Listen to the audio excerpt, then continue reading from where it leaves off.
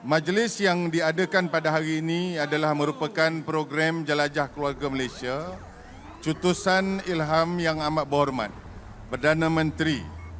Matlamat utama program ini adalah untuk memperkasa dan mengukuhkan kesepaduan dan perpaduan dalam kalangan masyarakat Malaysia yang akhirnya akan meletakkan Malaysia dalam kalangan negara-negara maju di persada global. Kerajaan Negeri Johor menyambut baik gagasan Keluarga Malaysia yang telah dilancarkan pada Oktober tahun lepas dan baru-baru ini diadakan sambutan citra warna di Bandar Raya Kuching, Sarawak. Pada khidmat saya, gagasan ini wajar disambut baik oleh seluruh rakyat, khususnya bangsa Johor. Hal ini disebabkan terdapat 3 teras utama, iaitu keterangkuman, kebersamaan dan kesyukuran yang mampu membawa kemakmuran dan memperkukuhkan perpaduan dan integrasi nasional.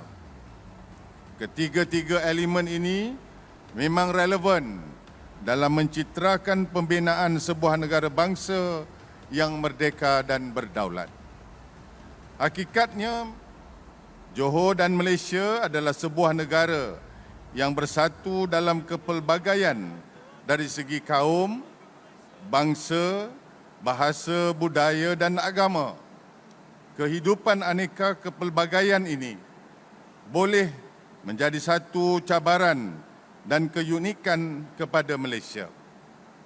Malaysia telah dikenali sebagai negara yang mempromosi perpaduan dan persefahaman antara warganya sejak sebelum negara mencapai kemerdekaan. Dalam pada itu, saya berpendapat pelancaran program Keluarga Malaysia peringkat negeri Johor ini sangatlah penting, terutama dalam kalangan anak muda. Hal ini disebabkan golongan anak muda menjadi harapan untuk menyambung legasi pembangunan sebuah negara. Orang dulu-dulu pernah sebut pemuda harapan bangsa, pemudi tiang negara. Justru pembentukan nilai-nilai yang membentuk perpaduan perlu diterapkan dalam kalangan anak-anak muda agar ia dapat membantu naratif kestabilan masa hadapan Johor dan masyarakat yang lebih gemilang. Tuan-tuan dan puan-puan, secara umumnya, saya berpendapat mesej keseluruhan keluarga Malaysia supaya kita semua dapat menerima persamaan dan perbezaan berdasarkan nilai-nilai dan ciri-ciri keluarga Malaysia berlandaskan perlembagaan persekutuan, perlembagaan negeri dan rukun negara. Bagi menjayakan gagasan keluarga Malaysia, ia jelas menekankan tentang beberapa perkara penting tentang perlembagaan dan perundangan negara. Rakyat Malaysia yang cintakan negara perlu memahami dan menghayati konsep persekutuan atau federalism. Ini bermakna kita berada dalam suatu rumah besar yang dinamakan persekutuan. Justru terdapat pembahagian yang jelas antara bidang kuasa kerajaan persekutuan dengan kerajaan negeri. Malah, hal-hal yang melibatkan kuasa bersama. Semangat inilah yang perlu dipugarkan oleh keluarga Malaysia yang lebih bahagia dan sejahtera dapat dijayakan dengan lebih maksimum di mana rakyat mendapat manfaat yang berimpak tinggi. Dalam pada itu, kita di Johor sentiasa menekankan kefahaman dan penghayatan bangsa Johor mengenai Undang-Undang Tubuh Kerajaan Johor yang digubal sejak 14 April 1895.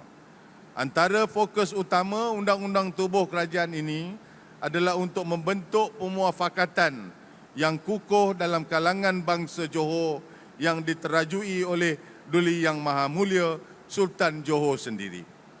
Antara perkara yang diberi penekanan oleh Kerajaan Johor adalah melaksanakan pembangunan yang seimbang memastikan rakyat mendapat manfaat daripada pelbagai program kerajaan, memastikan sistem pendidikan moden dan pendidikan agama dijayakan sebaiknya, memastikan rakyat mengamalkan kebebasan beragama dengan aman dan harmoni.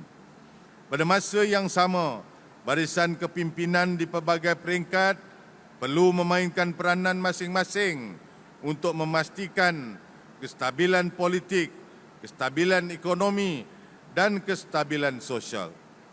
Sehubungan dengan itu, Barisan Nasional mengambil ketetapan untuk menjadikan kestabilan masa depan sebagai suatu naratif baru bagi menjayakan kelangsungan Johor sebagai sebuah negeri utama yang menyumbang kepada pendapatan negara. Saya berpendapat keupayaan Johor membangunkan gagasan muafakat bangsa Johor mampu diaplikasi dalam kerangka dan gagasan keluarga Malaysia.